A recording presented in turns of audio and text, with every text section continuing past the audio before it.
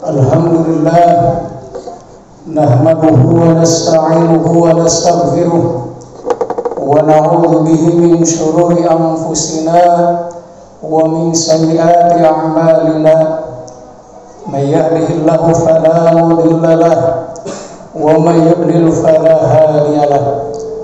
Asyhadu an la ilaha illallah wahdahu la syarika lahu wa asyhadu anna Muhammadan abduhu wa rasuluh la nabiyya ba'dah. Allahumma shalli ala sayyidina Muhammad wa ala alihi wa sahbihi wa mawalah. Amma ba'du, faya ayuhan nas, usikum wa nafsi bitaqwallahi wa ta'atihi la'allakum tuflihun. Qala Allah Ta'ala fi kitabihil karim, a'udzu billahi minasyaitonir rajim. Bismillahirrahmanirrahim. Inna a'tainakal kautsar fasholli li rabbika wanhar. Inna syani'aka huwal abtar. Al-ayat. Hadirin sidang Jumat yang berbahagia, pertama-tama khatib mengajak khusus ke diri pribadi, marilah kita senantiasa meningkatkan ketakwaan kita kepada Allah Subhanahu wa taala dengan selalu melaksanakan semua perintah dan pada saat yang sama menjauhi semua larangannya dalam situasi dan kondisi apapun. Ayat yang khatib dibaca di awal pembukaan khutbah yaitu surah Al-Kautsar, yang merupakan surah terpendek dalam Al-Quran. Inna a'tainakal kautsar fasholli li rabbika wanhar inna syani'aka huwal abtar, memiliki makna yang relevan untuk situasi dan kondisi dalam kehidupan kita sekarang ini.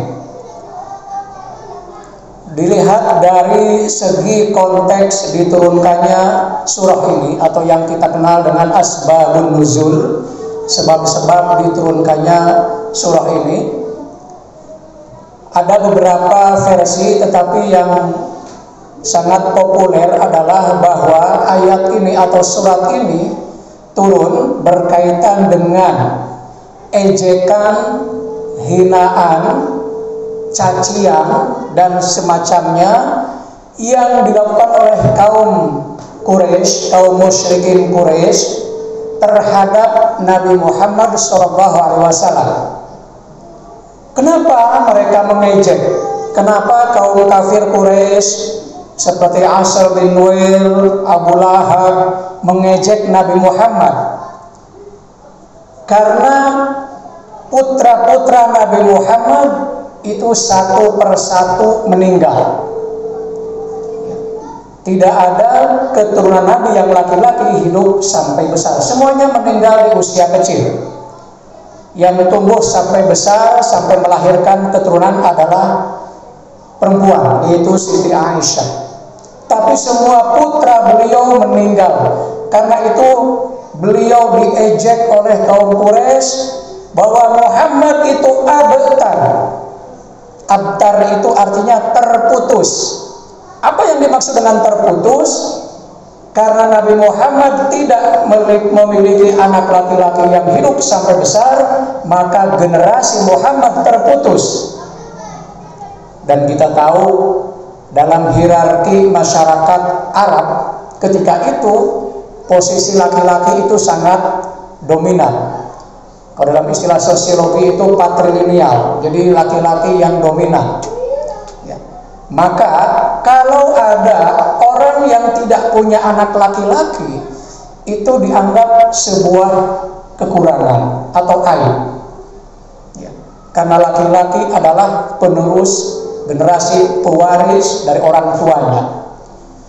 Saking dominannya laki-laki dalam kultur dan struktur masyarakat Arab, perempuan itu sangat-sangat tidak dihargai. Bahkan kita sering dengar, sering baca dalam sejarah anak-anak perempuan itu dikubur hidup-hidup, saking dianggap tidak berharganya.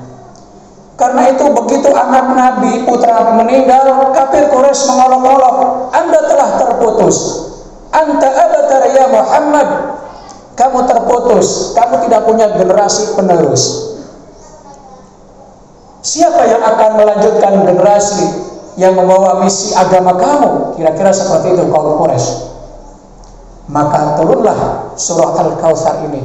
Inna a'tainakal kautsar. Sesungguhnya kami, kata Allah Subhanahu wa taala, memberikan kamu Al-Kautsar.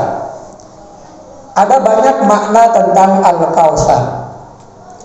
Dalam beberapa tafsir, Al-Kautsar diartikan sebagai sungai yang airnya jernih, bahkan dilapisi emas, kira-kira gambaran sebuah surga. Dalam Al-Quran seringkali digambarkan surga itu tajri min tahtihal anhar. Surga itu di mana di bawahnya mengalir sungai, air di sungai-sungai. Sehingga Al-Kautsar ada yang mengartikan sebagai sungai dari sebagai gambaran surga. Ada yang mengartikan Al-Kautsar itu ya hidayah, Islam itu sendiri. Namun kalau kita lihat terjemahan yang populer, kata Al-Kautsar diartikan sebagai nikmat. Al-Kautsar sendiri secara harfiah itu dari kata katsir yang artinya banyak. Syukran katsiran, terima kasih banyak. Kautsar itu ismul mubalaghah, superlatif. Jadi yang sangat banyak, yang amat sangat banyak sekali. Nah, para ahli tafsir lebih setuju pada nikmat karena nikmat ini bisa mencakup semuanya. Nikmat itu bisa yang bersifat fisik, harta kekayaan, bisa juga yang non fisik, material, hidayah, Islam itu sendiri. Karena itu dalam terjemahan Al-Quran yang kita punya, Al-Kautsar diartikan nikmat yang banyak.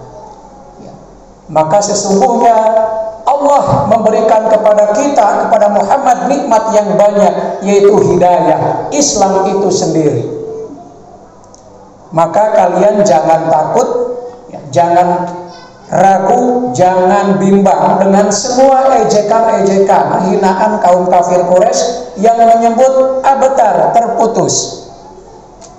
Nikmat kita sangat banyak, Islam luar biasa. Ketika itu memang Islam masih sedikit pemeluknya di Mekah. Ketika Islam baru saja berkembang, bahkan hanya di rumah-rumah yang sudah lebih dulu. Tapi ternyata bertahun-tahun kemudian berkembang semakin luas, meliputi Jazirah Arab, bahkan sampai tetangga, sampai ke Andalusia Spanyol. Bahkan konon sampai ke Eropa Timur, Bulgaria, sampai ke Rumania. Artinya perkembangannya itu luas, luar biasa. Maka Islam tidak terputus oleh zaman. Karena itu ayat ini meneguhkan, membuat Nabi berbangga, membuat Nabi bersyukur. Maka dalam ayat berikutnya, fasholli li rabbika wanhar.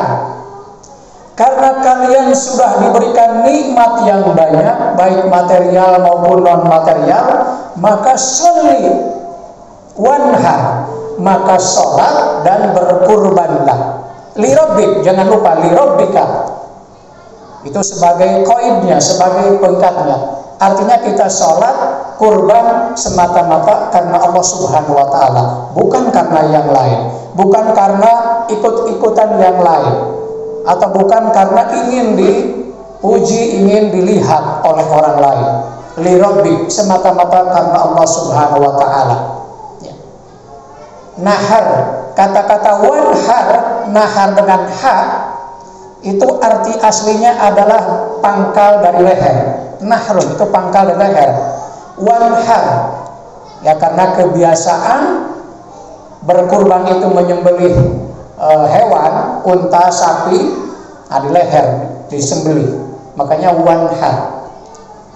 Lalu ditutup dengan ayat yang ketiga, inna syani'aka huwal abtar. Ini sebagai jawaban yang sangat telak terhadap kaum kafir Quraisy, bahwa sesungguhnya pembenci kamu ya Muhammad, syani'un, itu artinya orang yang membenci atas dasar kedengkian, iri.